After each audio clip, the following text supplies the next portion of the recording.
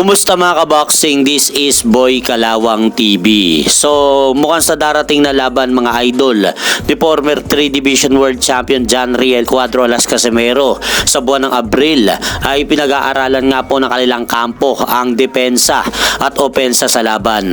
Dahil makikita po natin sa ginagawang training na yan na magkapatid na Casimero Brothers, mapapansin po natin mga idol na gumagamit ng head movement si Cuadro Alas at mapapansin din po natin mga idol na nakatuon ang kanilang kampo sa counter strategy sa kanilang ginagawang pag-iensayo. Dahil may lumabas nga pong balita kamakailan lang mga idol, itong ibinalita ni Pauka Sports na ang matunog na posibleng makalaban daw ni General Casimero mga idol ay itong si Luis Pantera Neri sa buwan ng Abril.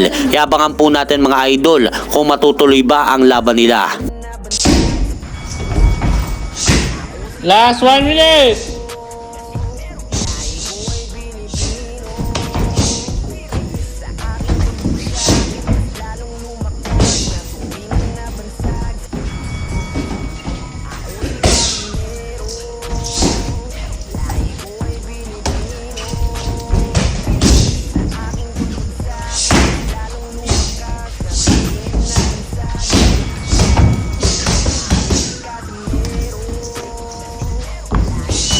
Last 30 seconds.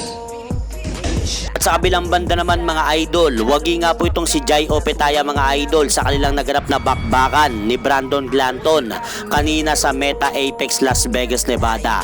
So ipinakita nga po mga idol ni Jai Opetaya kung paano niya bugbugin si Brandon Glanton sa kanilang naganap na bakbakan kanina sa ibabaw ng lona. At dahil dyan sa panalo na yan mga idol ni Jai Opetaya, siya na po ngayon ang kauna-unahang inaugural Super Boxing Cruiserweight Champion. At napanatili nga po nito ang kanyang malinis na kartada sa 30-0 with 23 knockout. Habang bumagsak naman po ang kartada ni Brandon Glanton mga idol sa 21 wins, 4 losses with 18 knockout.